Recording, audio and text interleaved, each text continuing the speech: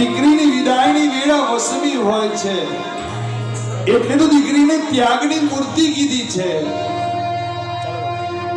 આપણા ઘરે દીકરીના લગ્ન થાય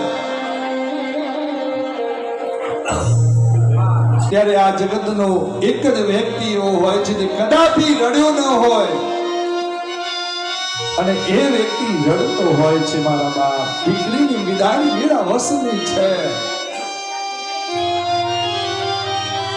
એક ખૂણામાં બેઠેલો એ બાપ હૃદય પર પથ્થર રાખી પોતાની દીકરીની વિદાય વેળાએ વસમી વિદાય વેળાએ કદાપી રડ્યો ન હોય એવો બાપ, એ પથ્થર દિલનો બાપ પણ કોમળ થઈ જાય.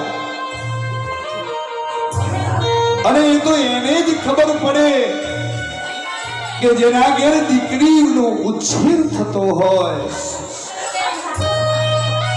જે નાની એવી દીકરીને હલતી ફરતી દીકરીને રમતી ખેલતી કૂદતી દીકરીને ફૂલના ટુકડાને હૃદયરૂપી ટુકડાને ઉછેરી હોય અને દીકરી જ્યારે મોટી થાય અને ત્યારે વસમી વિદાયની વેળા આવે ને એટલે દીકરી વિદાય વેળાએ બાપને મળવા જાય ને એટલે એક જ શબ્દ કહે કે બાપ, તેમણે જે આ સંસ્કાર આપ્યા છે ને એ સંસ્કાર હું એળે નહીં જવા દઉં. મારું કામ બે કુળને તાળવાનું છે મારા બાપ.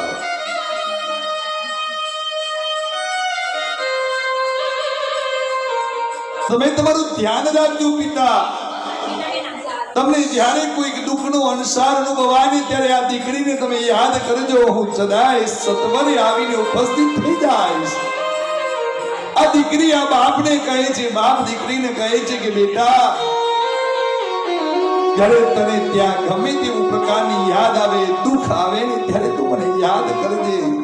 આ તારો બાપ કોઈ પણ સંજોગમાં હશે ત્યાં આવીને ઉભો રહેશે. એમ દીકરી અને બાપની વિદાય વેળાએ આ વાતો થતી હોય ને ત્યારે આપણને કહેવાનું મન થાય.